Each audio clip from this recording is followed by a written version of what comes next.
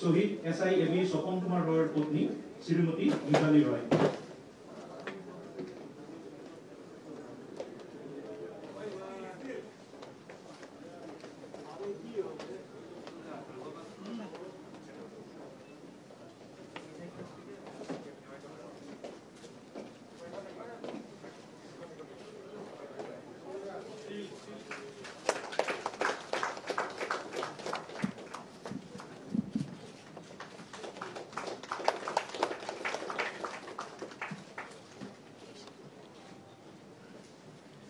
ইয়াৰ পিছত শহীদ constable AB Liton শুক্লবৈদ্যৰ ভগ্নী শ্ৰীমতী দীপিকা ৰাণী শুক্লবৈদ্য।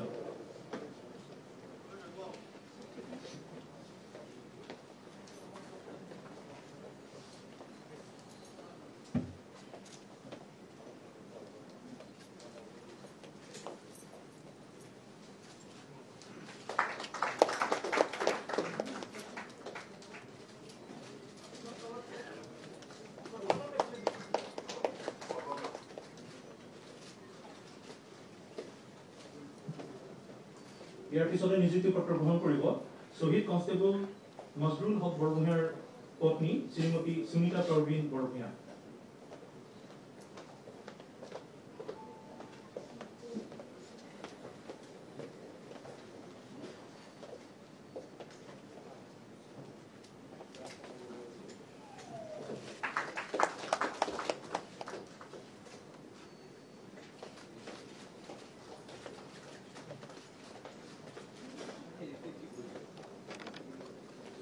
ইয়াৰ পিছত নিযুক্তি পত্ৰ গ্ৰহণ কৰিব শহীদ কনষ্টেবল নজমুল হুছেইনৰ পত্নী শ্ৰীমতী ৰজি আখতাৰ খানম লস্কৰ। এখেত অনুপস্থিত। এখেতৰ হৈ এখেতৰ ভাতৃ শিবিৰ বৰভূঞাই এই নিযুক্তি পত্ৰ মাননীয় মুখ্যমন্ত্ৰীৰ হাতৰ পৰা গ্ৰহণ কৰিব।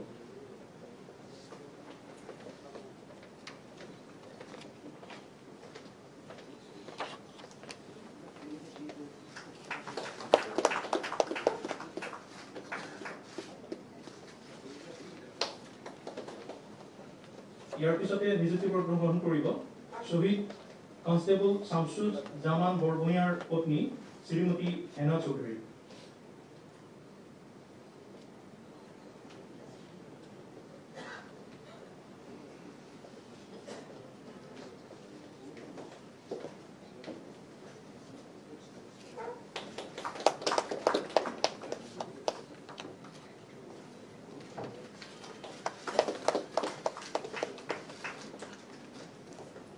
ইয়াৰ পিছত নিযুক্তি পত্ৰ গ্ৰহণ কৰিব শহীদ হাবিলাৰ শ্যাম সুন্দৰ দুছাদৰ পুত্ৰ শ্ৰী সানি দুছাদ।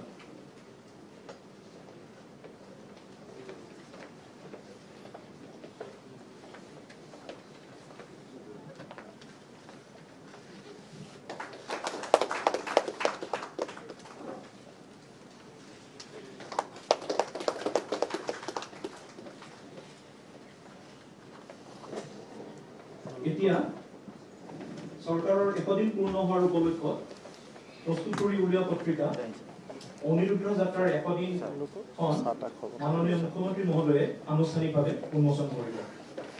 এই উন্মোচন অনুষ্ঠানত মঞ্চত উপস্থিত সকলো মন্ত্ৰী মহোদয়, টেৰিটৰিয়েল কাউন্সিলৰ মুখ্য কাৰ্যবাহী সদস্য আৰু বিশিষ্ট অতিথি মুখ্যমন্ত্ৰী সহযোগ কৰিবলৈ অনুৰোধ কৰা হ'ল।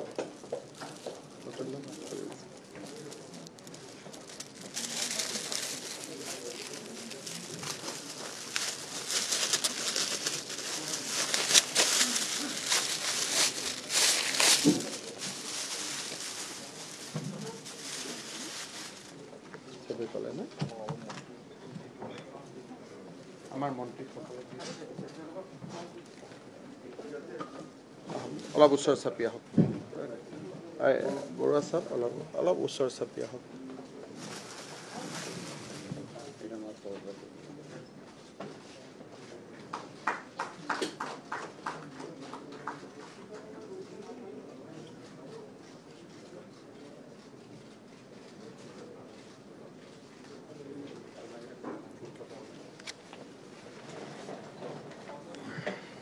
ইয়াৰ পৰৱৰ্তী কাৰ্যসূচী মাননীয় মুখ্যমন্ত্ৰীৰ সংবাদ মেল।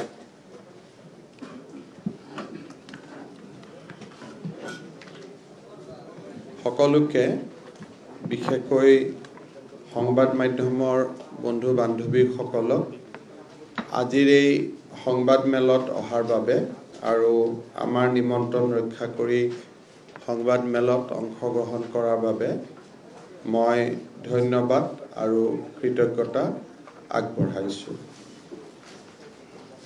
আজি আমাৰ চৰকাৰখনে 100টা দিন সম্পূৰ্ণ কৰিলে।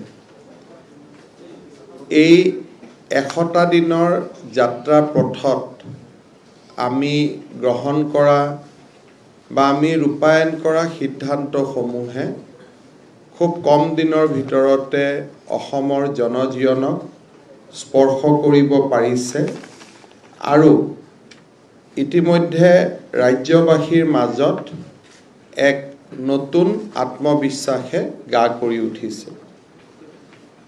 মই বহু দূৰলৈ নগৈ এটা মাত্ৰ উদাহৰণেৰে এই চৰকাৰখনে কি ধৰণে ৰাইজক সেৱা কৰিব বিচাৰিছে বা আগবাঢ়িছে তাৰ বিষয়ে মই আপোনালোকক এটা সম্যক ধাৰণা দিব খুজিছোঁ। 10 মে'ৰ পৰা 19 আগষ্ট পৰ্যন্ত আমাৰ চৰকাৰখনে 1,21,59,162 জন লোকক আমি ভ্যাকচিন দিব পাৰিছোঁ। 1,21,59,162, taking the total cumulative to 1,51,73,826. অৰ্থাৎ যোৱাকালি we have crossed the landmark of 1.5 crore doses of vaccination in Assam. অসমত আমি 1.5 কোটিৰ ভ্যাকচিন সমাপ্ত কৰিব পাৰিলো আৰু ইয়াৰে 1,21,59,162. That means 1.22 crores doses were administered during last 99 days. আৰু যদি আপোনালোকে চাই এভাৰেজ ভ্যাকচিনেশন আমি পাৰ ডে অলমোস্ট 1.5 লাখৰ কাষলৈকে যাব আমি সক্ষম হৈছো। 99 ডেজত 99 lakh plus another 22 lakhs. So 1.5 lakh নহলেও প্ৰতিদিনে অলমোস্ট 1,30,000 1,25,000 সেই ৰেঞ্জত আমি যাব পাৰিছো। আটাইতকৈ ইন্টাৰেষ্টিং কথাটো হৈছে যে ভ্যাকচিন ওয়েস্টেজৰ কথা এসময়ত আলোচনা হৈছিল। Today we are saving vaccines. অৰ্থাৎ প্ৰত্যেক 10 ডোজৰ যেতিয়া আমি ভ্যাকচিন দি আছো আসলতে আমাৰ সিস্টাৰ সকলে 11 জন মানুহক দি আছে বাই দেয়াৰ ফাইনেষ্ট যেটো কয় কাটিং এজ টেকনলজি লাহে লাহে কৰি they are saving 1 doses from each vial.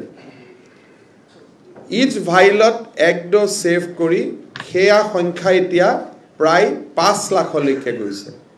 তাৰ মানে out of this 1,51,73,826 government of India আমাক যিমান ভ্যাকচিন দিছিলে হিসাব কৰি তাতকৈ 5 লাখ ভ্যাকচিন আমি অতিৰিক্ত এডমিনিষ্ট্ৰেট কৰিছো আৰু কৰপৰা কৰিছো সেই ভ্যাকচিন খেনিৰে প্ৰত্যেকটোৰে মিলিমিটাৰ সেভ কৰি আমি একোটা ফুল ডোজ বনাইছো আৰু Assam is now known for vaccine not for wastage but surplus vaccination than the doses given to us.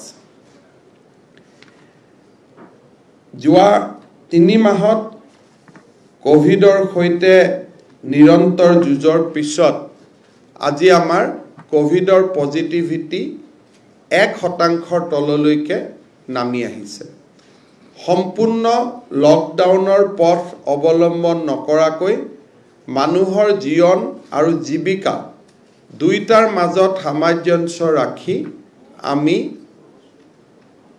এক প্ৰকাৰ ক'ব গ'লে কোভিডৰ ওপৰত দ্বিতীয় ৱেভৰ ওপৰত আমি নিয়ন্ত্ৰণ আনিবলৈ সক্ষম হৈছোঁ আৰু সম্ভাৱ্য তৃতীয় ৱেভৰ কাৰণে নিজক আমি সাজু কৰি ৰাখিব পাৰিছোঁ যোৱা 3টা মাহত স্বাস্থ্য বিভাগৰ উপৰিও অসম আৰক্ষীৰ সফলতাই সকলোৰে হৃদয় স্পৰ্শ কৰিছে হিউমেন ট্ৰেফিকিংয়ে হওক এন্টি ড্ৰাগছৰ ওপৰত যি প্ৰহাৰ ড্ৰাগছৰ ব্যৱসায়ীসকলৰ ওপৰত যি প্ৰহাৰ গৰুৰ চোৰাং কাৰবাৰ সম্পূৰ্ণ বন্ধ এই গোটেই ঘটনাবিলাকে আৰক্ষীৰ যি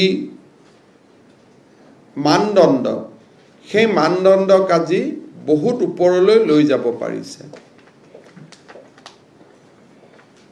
এই 3 মাহৰ ভিতৰতে আমাৰ চৰকাৰখনে পূৰ্ণাংগ বাজেট দিব পাৰিছে আৰু এই 3 মাহৰ ভিতৰতে 1 লাখ নিযুক্তিৰ যি আমাৰ লক্ষ্য আছিল সেই লক্ষ্য পথত আমি ধাৱমান হ'বলৈ সক্ষম হৈছোঁ এক প্ৰকাৰ ক'বলৈ গ'লে আজি শংকৰদেৱ কলাক্ষেত্ৰত প্ৰায় 700 নিযুক্তিৰে আজিৰ দিনটোৰ পৰাই আমি 1 লাখ নিযুক্তিৰ ৰূপৱালী যাত্ৰা আমি আৰম্ভ কৰিম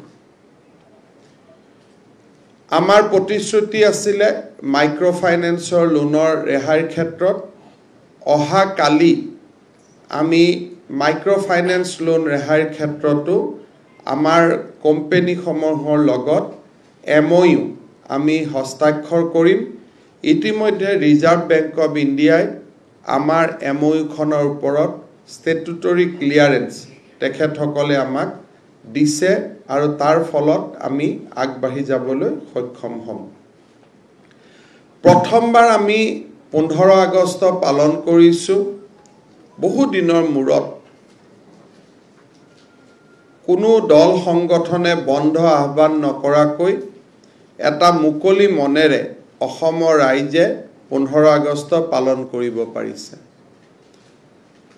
ONGCৰ অপহৃত কৰ্মচাৰীসকলক বিশেষকৈ ৰিতুল শইকীয়াক আমাৰ চৰকাৰৰ দিনত আমি সম্পূৰ্ণ সুস্থ শৰীৰে সৈতে আমি উভতাই আনিবলৈ সক্ষম হৈছোঁ যোৱা পৰহি মই আঠখেলীয়া নামঘৰত যাওঁতে ৰিতুল শইকীয়া আৰু তেওঁৰ মাতৃক সাক্ষাৎ কৰাৰো মোৰ সৌভাগ্য হৈছিল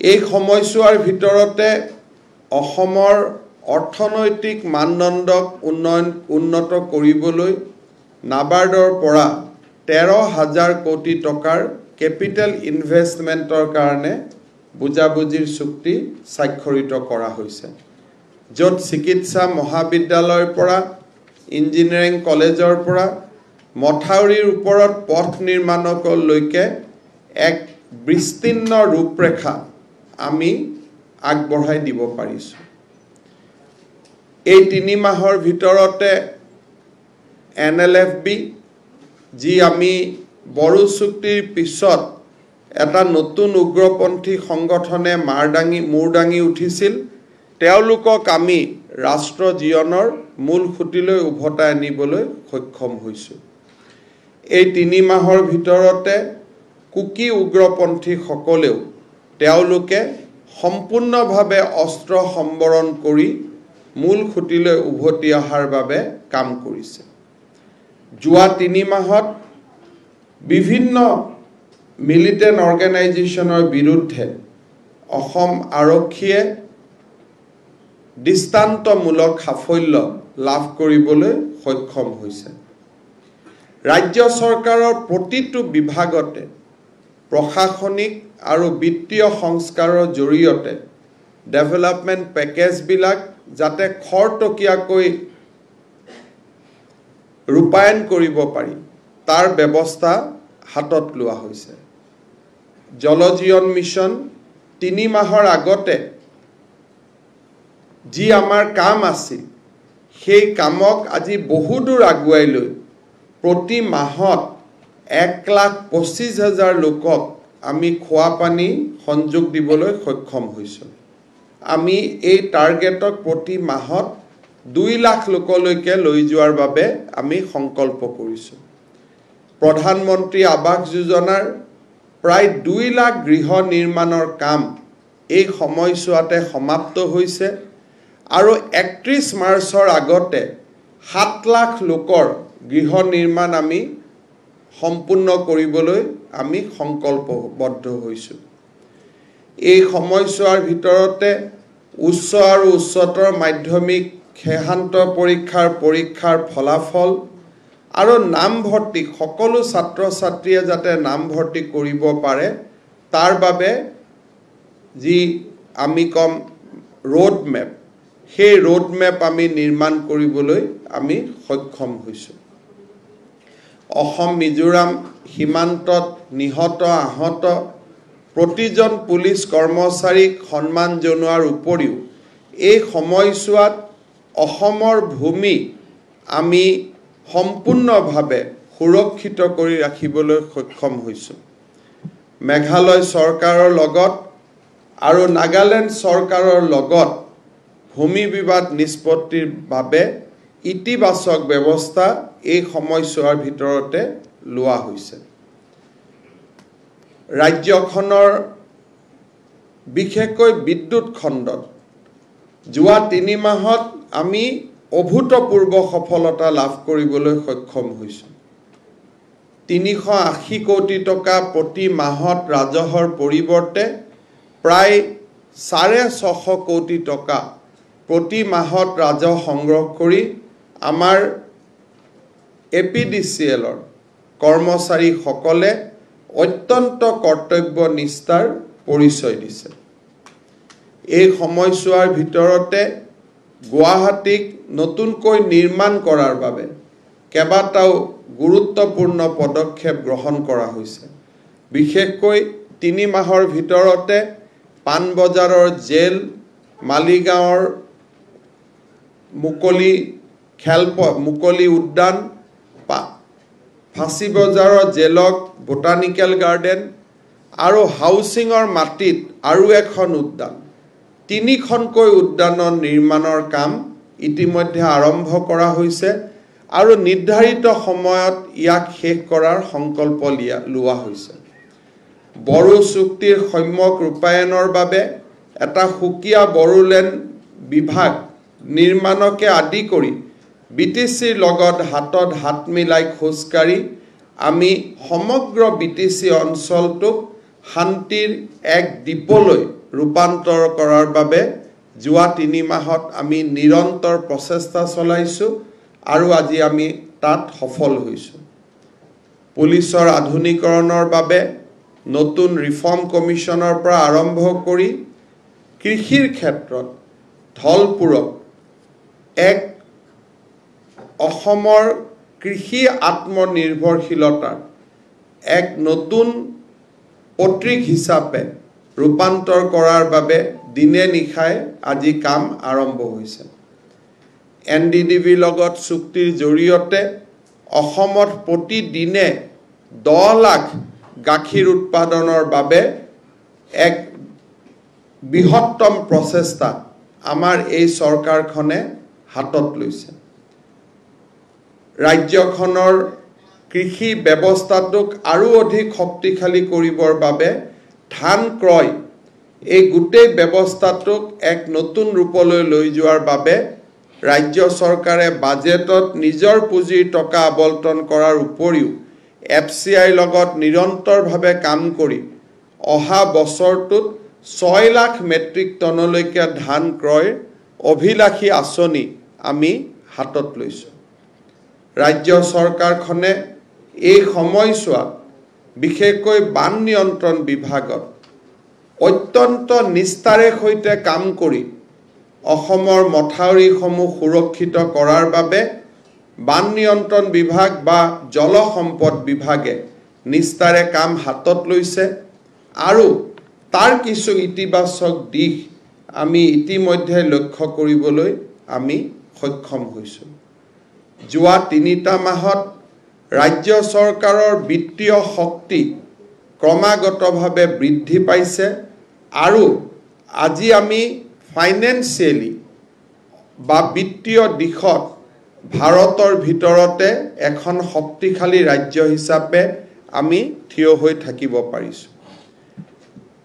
ৰাজ্য চৰকাৰে ইথানেলকে ধৰি electric vehicle policy, ethanal policy আদিকে ধৰি উদ্যোগ খণ্ডত বহুতো নতুন ব্যৱস্থা ল'বলৈ সক্ষম হৈছে আৰু যোৱা 3 মাহত খুব কম সময়ৰ ভিতৰতে কেইবাটাও বিনিয়োগৰ প্ৰাৰম্ভিক কাম-কাজ ইতিমধ্যে সম্পূৰ্ণ কৰা হৈছে। ৰাজহ বিভাগত মাটি আবলটনৰ প্ৰক্ৰিয়া, বিশেষকৈ উত্তৰাধিকাৰী সূত্ৰে মাটিৰ হস্তান্তৰ প্ৰক্ৰিয়া আৰু নন কেডেষ্ট্ৰিয়েল ভিলেজক ৰাজহ বিভাগৰ জৰীপৰ জৰিয়তে ৰাজহ বিভাগৰ কেডেষ্ট্ৰিয়েল ভিলেজলৈকে কনভাৰ্ট কৰাৰ এটা অত্যন্ত অভিলাষী আঁচনিৰ কামো আমি ইতিমধ্যে হাতত লৈছোঁ। যোৱা সময়ছোৱাত ক'ব গ'লে আমাৰ কেবিনেটে প্ৰায় 400তকৈ ওপৰত কম বেছি পৰিমাণৰ সিদ্ধান্ত লৈছে। তাৰ 100টা সিদ্ধান্ত কেইবাটাও সিদ্ধান্তক একগোট কৰি 100 দিনৰ অনিৰুদ্ধ যাত্ৰাৰ 100টা পদক্ষেপ বুলি আমি এখন সৰু পুস্তিকা উলিয়াই আজি আপোনালোকৰ ওচৰত আমি অৰ্পণ কৰিছোঁ আৰু এই পুস্তিকাখনত যোৱা 3 মাহৰ কৰ্মযজ্ঞৰ এটা আপোনালোকে প্ৰতিফলন এটা দেখিবলৈ পাব। ৰাজ্য চৰকাৰে কেইটামান নতুনকৈ সিদ্ধান্ত লৈছে। এতিয়াৰ পৰা আমি প্ৰতি মাহত একোখন কেবিনেট বৈঠক আমি কোনোবা এখন জিলাৰ সদৰত কৰাৰ সিদ্ধান্ত লৈছোঁ। তাৰ লক্ষ্য হ'ল যে যেতিয়া ধেমাজিত এখন কেবিনেট হ'ব, কেবিনেট মন্ত্ৰীসকলে আগদিনাখনেই গুৱাহাটীৰ পৰা যাত্ৰা কৰিব আৰু প্ৰতিজন মন্ত্ৰীৰ হাতত সেই যাত্ৰা পথত থকা দুখন জিলা গতাই দিয়া হ'ব। এজন মন্ত্ৰীয়ে যাওঁতে দৰঙত তেওঁ চাই যাব, দৰঙৰ পৰা ধেমাজি যাব, ঘূৰি আহোঁতে তেওঁ তেজপুৰত সোমাই আহিব। অৰ্থাৎ প্ৰতি মাহত এখনকৈ কেবিনেট বৈঠক আমি কোনোবা এখন জিলা সদৰত অনুষ্ঠিত কৰিম আৰু সদৰখনলৈ কোনো হেলিকপ্টাৰ বা বিমানেৰে নাযাব, বাই ৰোডেদি যাব। যোৱাৰ সময়ত 2খন জিলা, অহাৰ সময়ত 2খন জিলা, যাতে আমি প্ৰতিখন জিলাৰ লগত আমাৰ সম্পৰ্ক আমি অটুট ৰাখিব পাৰোঁ। ছেপ্টেম্বৰত প্ৰথমখন কেবিনেট বৈঠক ধেমাজিত কৰাৰ বাবে সিদ্ধান্ত গ্ৰহণ কৰা হৈছে। এতিয়াৰ পৰা প্ৰতি মাহত এখন কেবিনেট বৈঠক প্ৰত্যেক জিলাৰ সদৰত অনুষ্ঠিত হ'ব। সৰু ডাঙৰ সকলো জিলাৰ সদৰত একোখন কেবিনেট বৈঠক অনুষ্ঠিত হ'ব আৰু মন্ত্ৰীসকলে নিশা সেই জিলাখনতে আগদিনাখন নিশা তাতে তেওঁলোকে কটাব। গাৰ্জেন মন্ত্ৰী আৰু গাৰ্জেন ছেক্ৰেটাৰী যিটো ধাৰণা, সিয়ে ইতিমধ্যে ৰাইজৰ অন্তৰ জয় কৰিছে। যোৱাকালি মই যোৰহাট আৰু গোলাঘাটত গৈছিলোঁ।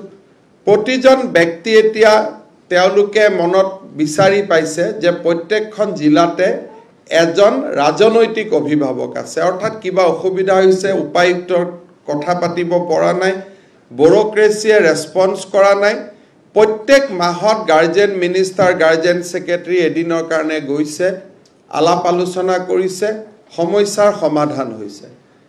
যোৱা পৰহি ধেমাজিত বানপানী হৈছিল। মই কোৱাৰ প্ৰয়োজন হোৱা নাই, সঞ্জয় কিষাণ তাত আগতে গৈ উপস্থিত হৈছে। অৰ্থাৎ এটা নিয়মৰ মাজলৈ গোটেই ব্যৱস্থাটো পৰিৱৰ্তিত হৈছে। যোৱা 3 মাহত চাহ জনজাতি লোকসকলৰ যিটো দৰমহাৰ ব্যৱস্থা আছিল, তাক 205 টকালৈ বৃদ্ধি কৰিব পৰাটো আমাৰ এটা ডাঙৰ সফলতা আছিল। আজি এই 3 মাহৰ বিশেষকৈ 100টা দিনৰ পৰিপূৰ্তিত অসমৰ ৰাইজৰ বাবে মই কেইটামান কথা ক'ব বিচাৰিছোঁ। ৰাজ্য চৰকাৰে তৎকালীনভাৱে অৰুণোদয় আমি 830 টকাৰ পৰা 1000 টকালৈ আজিৰ পৰা বৃদ্ধি কৰিছোঁ। অৰ্থাৎ অহা 10 তাৰিখে যি অৰুণোদয় আমি দিব যাম, সেই অৰুণোদয় আমি প্ৰত্যেক মাহত 1000 টকা কৰি আমি দিয়াৰ ব্যৱস্থা কৰিম। ৰাজ্য চৰকাৰে ৰাজ্যখনৰ শৈক্ষিক সিলেবাছত ভূগোল আৰু বুৰঞ্জীক প্ৰৱৰ্তন কৰাৰ বাবে সিদ্ধান্ত লৈছে। আমাৰ শৈক্ষিক সিলেবাছত এতিয়াৰ পৰা ছাত্ৰ ছাত্ৰীসকলে বিজ্ঞানেই হওক বা কলা শাখাই হওক ভূগোল আৰু বুৰঞ্জী বাধ্যতামূলকভাৱে তেখেতসকলে পঢ়িব লাগিব, and that will be A compulsory subject. আমি সেই সিদ্ধান্ত আমি গ্ৰহণ কৰিছোঁ। সায়েন্স হলেও পঢ়িব লাগিব, আৰ্টছ হলেও পঢ়িব লাগিব 9 আৰু 10ত। 9 আৰু 10ত, কিন্তু আজিকালি সায়েন্স আৰ্টছ নাথাকিব নতুন এডুকেশ্যন পলিচিত। It will be a holistic education. So' বুৰঞ্জী আৰু ভূগোল, ভাৰত বুৰঞ্জী ভাৰতৰ ভূগোল, অসমৰ বুৰঞ্জী অসমৰ ভূগোল তেওঁলোকে বাধ্যতামূলকভাৱে পঢ়িব আপ টু ক্লাছ 10।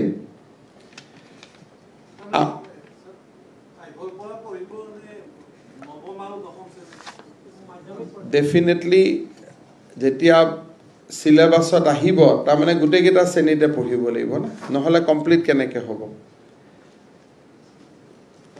ইয়াৰ পিছত ৰাজ্য চৰকাৰে আৰু এটা সিদ্ধান্ত লৈছে যে অহা 6 month to 1 year ভিতৰত আমি গুৱাহাটীৰ city transport complete electric vehicle, electric বাছলৈ ৰূপান্তৰ কৰিম। আজি আমাৰ কেবিনেটত 200খন ইলেক্ট্ৰিক বাছ আৰু 100খন CNG পৰিচালিত বাছ আমি কিনাৰ বাবে সিদ্ধান্ত লৈছোঁ। গুৱাহাটীত ASTC এতিয়াৰ পৰা পেট্ৰল ডিজেলৰ বাছ তেওঁলোকে নচলাব। Guwahati will travel on electric buses. Carbon emissionৰ ক্ষেত্ৰত আমি এটা গুৰুত্বপূৰ্ণ সিদ্ধান্ত লৈছোঁ যে প্ৰায় 200খন ইলেক্ট্ৰিক বাছ, 100খন CNG বাছ আমি কিনিম। প্ৰকিউৰমেণ্টৰ যিখিনি সময় সেইখিনিয়ে সময় লাগিব, আৰু আমাৰ চৰকাৰখন যেতিয়া এটা বছৰত ভৰি দিব সিদিনাখন আমাৰ প্ৰয়াস আৰু প্ৰচেষ্টা হ'ব যাতে গুৱাহাটীৰ সকলো বাছ ইলেক্ট্ৰিক হয়, নহলে CNG হয়। পেট্ৰল আৰু ডিজেল বাছ আমাৰ আৰু ইয়াত নাথাকিব। আপোনালোকে জানে যে কোভিডৰ সময়ত যিসকল মানুহ অত্যন্তভাৱে আক্ৰান্ত হ'ল আৰ্থিকভাৱে, তেওঁলোকক সহায় কৰাৰ বাবে আমি প্ৰচেষ্টা হাতত লৈ আছোঁ আৰু তাক আমি আগুৱাই লৈ গৈ আছোঁ। আজি আমি দুটা সেক্টৰত দুটা ৰিলিফ পেকেজ আমি দিব খুজিছোঁ। এটা হ'ল যে ইণ্টাৰ ডিষ্ট্ৰিক্ট ট্ৰেভেল বন্ধ হৈ থকা কাৰণে বাছৰ ড্ৰাইভাৰ, হেণ্ডিমেন তেওঁলোকৰ জীৱনৰ প্ৰতি, আৰ্থিক নিৰাপত্তাৰ প্ৰতি এটা প্ৰশ্নবোধক চিন আহি পৰিছে। খোলা থকাৰ কাৰণে অটো ৰিক্সা এইবিলাক চলি আছিল, কিন্তু ইণ্টাৰ ডিষ্ট্ৰিক্ট ট্ৰেভেল বন্ধ হৈ থকাৰ কাৰণে নাইট ছুপাৰ, ষ্টাৰ বাছ এইবিলাক যোৱা 3 মাহ একেবাৰে চলিব পৰা নাই। আমি প্ৰত্যেকজন ড্ৰাইভাৰ আৰু হেণ্ডিমেনক আমি 10,000কৈ টকা দিয়াৰ বাবে সিদ্ধান্ত লৈছোঁ। এটা পোৰ্টেল ট্ৰান্সপৰ্ট ডিপাৰ্টমেণ্টে খুলিব, পোৰ্টেলত আবেদন কৰিব আৰু আবেদন কৰাৰ লগে লগে আমি তেওঁলোকলৈকে 10,000 টকা মুকলি কৰি দিম। আমি আশা কৰিছোঁ যে ইয়াৰ ফলত 60,000 লোক উপকৃত হ'ব। 60,000 মানুহ বা ব্যক্তি ইয়াৰ পৰা উপকৃত হ'ব।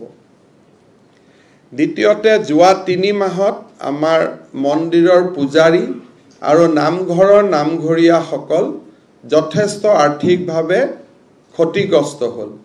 তেওঁলোকৰ বাবেও আমি 15,000 কৰি পূজাৰী আৰু নামঘৰীয়াসকলৰ বাবেও আমি 15,000 টকাকৈ মুকলি কৰি দিয়াৰ বাবে সিদ্ধান্ত লৈছোঁ। কলা কুশলী আৰু ষ্ট্ৰীট ভেণ্ডাৰ্ছ যিসকলে ৰাস্তাত দোকান দিয়ে, ষ্ট্ৰীট ভেণ্ডাৰ যাৰ গধূলি দোকান দিব পৰা নাই যোৱা 3 মাহত, ষ্ট্ৰীট ভেণ্ডাৰ্ছ আৰু কলা কুশলী মাইকৰ মানুহ, মাইকত কাম কৰা, টেণ্ট হাউচ, এই গোটেইবিলাকৰ ক্ষেত্ৰত অহা কিছুদিনৰ ভিতৰতে আমি সিদ্ধান্ত ল'ব গৈ আছোঁ। ইতিমধ্যে আৰবান এফেয়াৰ্ছ ডিপাৰ্টমেণ্টক ইয়াৰ কেবিনেট মেমৰেণ্ডাম আনিবৰ কাৰণে আমি তেখেতসকলক ইতিমধ্যে অনুৰোধ কৰিছোঁ। শিক্ষাৰ ক্ষেত্ৰত আমি এটা ডাঙৰ সিদ্ধান্ত ল'ব খুজিছোঁ, সেইটো হ'ল অহা বছৰৰ পৰা ৰাষ্ট্ৰীয় শিক্ষা নীতিত আমি 9, 10, 11, 12 যিটো ছিনিয়ৰ ছেকেণ্ডাৰী স্কুল সেই ব্যৱস্থাটো আমি প্ৰৱৰ্তন কৰিব খুজিছোঁ। তাৰমানে ৰাজ্যখনৰ প্ৰতিখন হাইস্কুলে এতিয়া হায়াৰ ছেকেণ্ডাৰী হ'ব আৰু ৰাজ্যখনৰ প্ৰতিখন জুনিয়ৰ কলেজে এতিয়া 9, 10 থাকিব। কিমান স্কুল আমাক লাগিব? 5,600 স্কুল আছে, ইমান স্কুল আমাক নালাগে। হয়তো কৰবাত এমেলগামেশ্যন কৰিব লাগিব, কৰবাত আপগ্ৰেড কৰিব লাগিব। বাট এপ্ৰিল 2022 যেতিয়া আমি কলেজ খুলিম, আমাৰ প্ৰচেষ্টা থাকিব যাতে আমি ছিনিয়ৰ ছেকেণ্ডাৰী স্কুলৰ কনচেপ্টটো আৰম্ভ কৰিব পাৰোঁ। আজি কেবিনেটে সেই বিষয়ত সিদ্ধান্ত লৈছে যাতে 9, 10, 11, 12 আমি নিউ এডুকেশ্যন পলিচি মতে কাম কৰিব পাৰোঁ। ইয়াত বহুত ডাঙৰ কৰ্মযজ্ঞ কৰিব লাগিব, সেৱা আৰু কাউন্সিলৰ বিলয় হ'ব লাগিব। 9, 10, 11, 12 মানে বিদ্যালয়বিলাকত পোষ্ট গ্ৰেজুৱেট টিচাৰ বহুত বেছি লাগিব। এই গোটেইখিনি কাম আমি কৰিবৰ বাবে গৈ আছোঁ আৰু এই ক্ষেত্ৰত আমি নিশ্চিতভাৱে সিদ্ধান্ত আমি ল'ম আৰু সেই সিদ্ধান্তত আমি সফল হ'ম। মই ৰাজ্য চৰকাৰৰ বহুত বেছি সফলতাৰ কথা মই ক'ব খোজা নাই। অইলত NRLত 26% শ্বেয়াৰ কিনাৰ পৰা যোৱা 3টা মাহত দিনে নিশাই অবিৰাম কাম চলিছে। তালিকাখন কৈ মই শেষ কৰিব নোৱাৰিম, সেইকাৰণে আপোনালোকক মই লিখিতভাৱে দিছোঁ। আৰু 3 মাহ পৰিপূৰ্ণ হোৱাৰ পিছত আমাৰ আজি গ্ৰহণ কৰা বিশেষকৈ ইলেক্ট্ৰিক ভেহিকেল, অৰুণোদয়, ট্ৰান্সপৰ্ট ছেক্টৰৰ কৰ্মচাৰীসকলক ৰিলিফ, শিক্ষানুষ্ঠানত ভূগোল বুৰঞ্জীৰ পৰিৱেশ, প্ৰতিখন হাইস্কুলক হায়াৰ ছেকেণ্ডেৰী স্কুললৈ উন্নতকৰণ, মই ভাবোঁ যে এই আঁচনিবিলাকে ৰাইজৰ হৃদয় স্পৰ্শ কৰিব পাৰিব। আমাৰ এইটো সংকল্প থাকিব যে অহা 5 বছৰ অসমৰ বিকাশৰ অনিৰুদ্ধ যাত্ৰা হ'ব। দিনে নিশাই আমি কাম কৰিছোঁ আৰু আমি কাম কৰি থাকিম। অসম চৰকাৰখনক অসমৰ ৰাইজৰ দুখ হতাশা আঁতৰাই অসমৰ ৰাইজৰ এক আনন্দৰ আৰু অসমৰ ৰাইজৰ বিকাশ আৰু অসমৰ আলোক যাত্ৰাৰ এক আশ্ৰয় হিচাপে গঢ়ি তোলাৰ বাবে আমি প্ৰচেষ্টা কৰি থাকিম। আপোনালোকৰ সহায় সহযোগিতা বিচাৰিছোঁ। আপোনালোকৰ যদি কিবা প্ৰশ্ন আছে আপোনালোকে কৰিব পাৰে। কোনটো? 1 তাৰিখৰ পৰা বাছ চলি যাব। It will be A one time grant. 1 তাৰিখৰ পৰাতো বাছ খুলি যাব।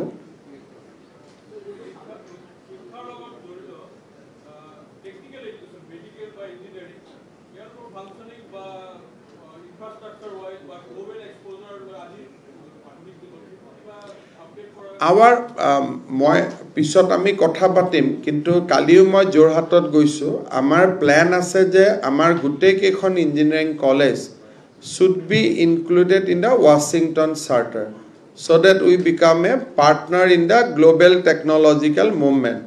So already এই দিশত কাম আৰম্ভ হৈছে।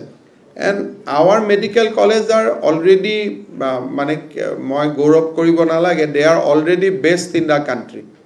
আজি আমাৰ অহা এমাহত আমি we are going to have PET MRI in Guwahati Medical College. So undoubtedly আজি যিমান মেডিকেল কলেজৰ চেইন আছে, এইমছ বা দুখন এখন মেডিকেল কলেজক বাদ দিলে আমি আনডাউটেডলি উই আৰ বেষ্ট আৰু মেডিকেল কলেজবিলাকত আমাৰ কাম প্ৰত্যেক বছৰে বহুত কাম আমি হাতত লৈয়ে থাকোঁ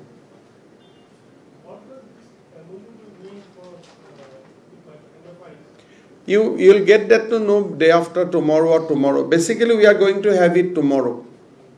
So you will know the details on tomorrow. But RBI has approved our MOU.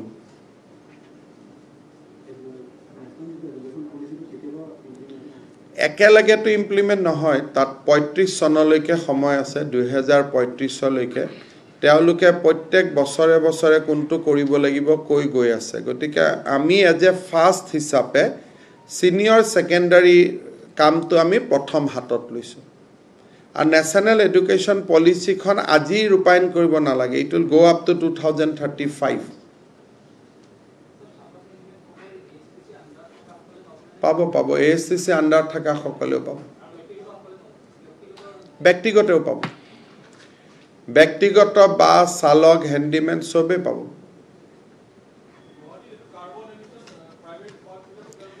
আমি পিছত কম হয়তো we have to come out with a rules letter on once ASTC does that but আজি আপোনালোকে এটো এটা মেসেজ হিসাবে even to the private bus owners দিব পারে যে Guwahati will become emission free আমি হয়তো এটা সময়ৰ পিছত প্ৰাইভেট বাসও fossil fuel আমি বন্ধ কৰি দিব লাগিব so we are on that but let us start with ASTC because ASTC has the biggest chunk of vehicle we are starting with ASTC but there will be a policy যে private বাসও electric হ'ব লাগিব বুলি but not today because it required investment we have to help them by providing financial incentive but government is going in that direction what are the factors that led the government to take this decision in terms of emission free because every state is contributing on some way or other so we thought that will be Assam contribution on carbon emission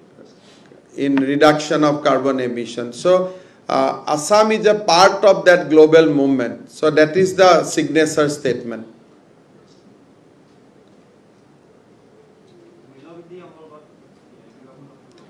মূল্যবৃদ্ধি সম্পৰ্কত আমিতো ৰাইজক অৰুণোদয় দি সহায় কৰি আছো কিন্তু মূল্যবৃদ্ধি ৰোধ কৰিবৰ কাৰণে যি দেশত ৰাজ্যত এই বস্তুবিলাক উৎপাদন হয় তাৰ পৰাই কম হৈ আহিব লাগিব আমিতো ইয়াতেতো ৰাজ্য চৰকাৰ হাতততো কোনো পলিচি নাথাকে যে চাউলৰ দাম কম কৰি দিয়ক বুলি ক'লে আমাৰতো কম কৰাৰ কোনো ব্যৱস্থা নাথাকে হেতু ভাৰত চৰকাৰৰ বিষয় গতিকে আমি ভাৰত চৰকাৰক অনুৰোধ কৰি আছো বা কৰি থাকিম যে ইনফ্লেশন কমিব লাগে আজি আমাৰ ৰাজ্য চৰকাৰক কোৱা হয় যে মূল্যবৃদ্ধি ৰোধ কৰিব লাগে আমিতো ৰোধ কৰিব নোৱাৰো কাৰণ আমাৰ ইয়াত চাউল যি দামত পঠাই আমি সেই দামতে কিনিব লাগিব গতিকে আমি ৰাজ্যক কেনেকৈ সহায় কৰিব পাৰো মানুহৰ হাতত টকা তুলি দি হেকাৰণে চৰকাৰী কৰ্মচাৰী সকলৰ আমি ডিএডিআৰনেছ এলাউন্স যোৱা মাহত 11% বঢ়াই দিছো লাহে লাহে অৰুণোদয়টোক আমি মূল্যবৃদ্ধিৰ বিৰুদ্ধে যুঁজাৰ এটা আহিলা হিচাপে নিৰ্মাণ কৰি আছো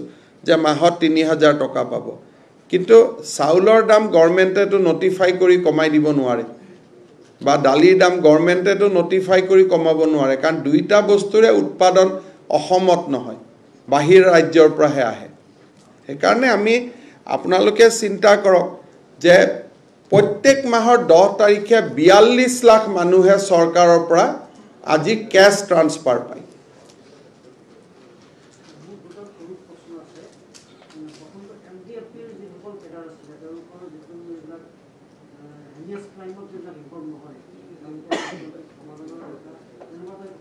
বহুত কাম আৰম্ভ হৈ গৈছে বহুত কেছ অলৰেডি ড্ৰপ হৈছে নন হিনিয়াস ক্ৰাইম আমি সব ড্ৰপ কৰি দিম আৰু এনডিএফবি লৰাছলি বিলাকৰ কাৰণে আমি বিশেষকৈ কেডাৰ বিলাকৰ কাৰণে 160 crore আমি অহা 1.5 মাহ বা এমাহৰ ভিতৰত আমি ৰিলিজ কৰি দিম যাতে তেওঁলোকে ৰিলিফ পেকেজটো পাব পাৰে আৰু এক ৰাউণ্ড ট্ৰেইনিং আমি সবকে দি দিলো স্কিলৰ ওপৰত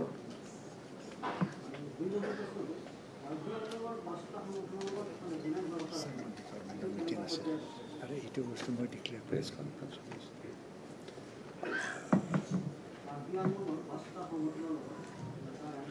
ভাৰত চৰকাৰে এমঅইউখন ইতিমধ্যে চূড়ান্ত কৰিছে আৰু যিদিনাখনে ভাৰত চৰকাৰে সিদ্ধান্ত ল'ব সেইদিনাখনে স্বাক্ষৰিত হ'ব বাকি এগ্ৰিমেণ্ট বা ডিসকাশন কনক্লুডেড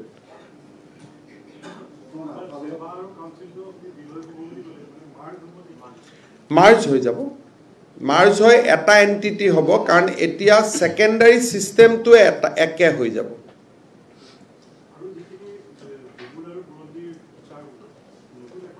নালাগে এপইন্টমেন্ট আমাৰ সবে ভূগোলবোৰত ইমান টিচাৰটো আমাৰ এক্সেসিভ আছে অহা মাহত 22000 টিচাৰ নিযুক্তিৰ কাম হ'ব গৈ আছে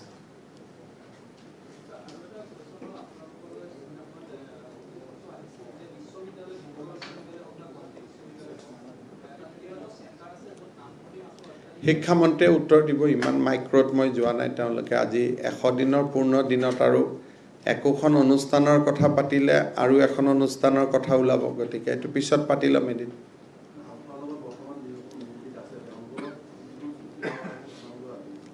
আমাৰ লগত অসম চৰকাৰৰ লগত আলফাই আলোচনা কৰি থকা নাই ভাৰত চৰকাৰৰ লগতহে আলোচনা কৰি আছে আলোচনাপন্থী আলফা সকলে আৰু তেওঁলোকে বিভিন্ন পৰ্যায়ত তাক আগুৱাই লৈ গৈ আছে তেওঁলোকৰ ইন্টাৰলোকেটৰো আছে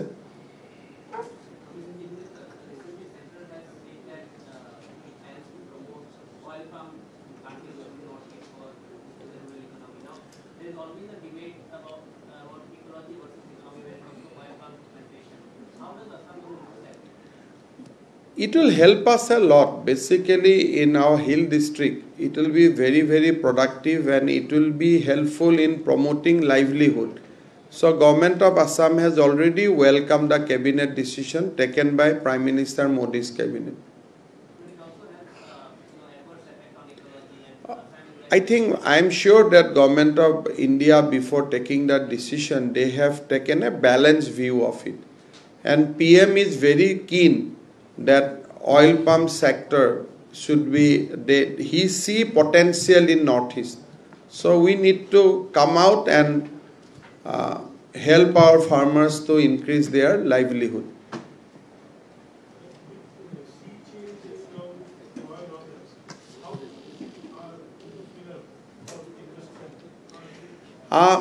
we are in touch with various investment basically both from outside and inside we are in touch with various industrial houses some investment has also been fructified during last 3 months and industry department will let you know at least 1 or 2 big breakthrough has been achieved in last 3 months we are talking with various international players also even I have attended 1 or 2 VC with a very big international chain. So, one part is that. But Government of Assam will also come out with a special startup policy. Because we see that our youth has lot of potentials. And we have lot of product. If we can blend it, package it, innovate new taste, even Assam tea can get back that dominant status. So we are going to set up innovation hub in all our engineering colleges, all our university and all our medical colleges so that startup takes a big boost, gets a big boost. So that will be one of our key policy intervention that will come up you will see that in next few months. I am very closely working with my department, industry and education department on big incubation related activity, innovation, incubation. Then even state can provide that venture capital to an extent so that people can take up those challenges. Those will be our area and we are working on that.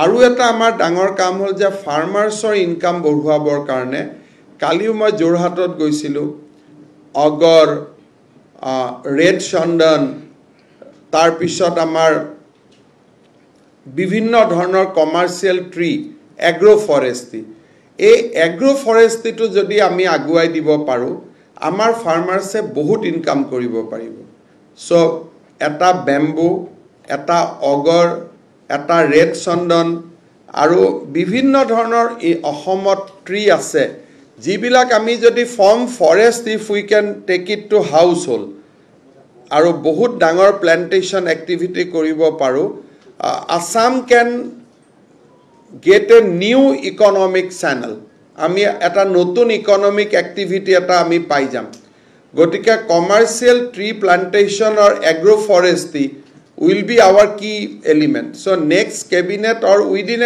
1 or 2 months we are going to create a agroforestry department whose single-handed focus will be only to create lot of agroforestry based asset.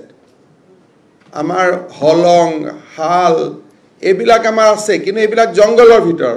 Jongolor bahirot ami ki koribo paru, debodaru koribo amar আগৰ কৰিব পাৰো ৰঙা চন্দন কৰিব পাৰো যিবিলাক আমি কমাৰ্চিয়ালি উই can exploit so সেই ব্যৱস্থাটো আমি ইতিমধ্যে আমি খুব ডিপলি কথা পাতি আছো ট্ৰাইফেডৰ লগতো কাম কৰি আছো ফৰেষ্ট ভিলেজ বিলাকত এটা ব্ৰ্যান্ড আসাম আমি এটা ডেভেলপ কৰাবৰ কাৰণে উইথ ভেৰিয়াস প্ৰডাক্টস মাছৰুমে হক বা বিভিন্ন ধৰণৰ প্ৰডাক্ট লৈ পেলাই যাতে এটা ব্ৰ্যান্ড আসাম এটা আমি ক্ৰিয়েট কৰিব পাৰো যোৱা 3 মাহত বহুত we have laid a huge foundations so এতিয়া দেখা যাওক আগলৈ গৈ কি হয় কিন্তু বহুত কাম হাতত লোৱা হৈছে আৰু মইতো I am hopeful and there are extreme level of cooperation सरकारी कर्मचारी हक বিষয়া हक पुलिस हक आमार पॉलिटिकल क्लास हक सो बहुत डांगर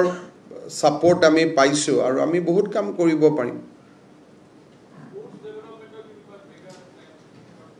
এতিয়া আমাৰটো গুৱাহাটীত চন্দ্ৰপুৰত আমি আৰু এখন ষ্টেডিয়াম লৈ আহি আছো তাৰ পিছত প্ৰায় 50টা কনস্টিটুৱেন্সিত আমি স্পৰ্টছ কমপ্লেক্স বনাব গৈ আছো 10খন ডিস্ট্ৰিক্ট লেভেল 10টা ডিস্ট্ৰিক্ট লেভেল স্পৰ্টছ কমপ্লেক্স বনাব গৈ আছো গতিকে ডেফিনেটলি লাভলিনাৰ সাকসেছে অসমৰ মানুহৰ মাজত এটা বহুত ডাঙৰ এনভায়ৰনমেন্ট ক্ৰিয়েট কৰিছে on sports definitely will try two capitalise that হ'ব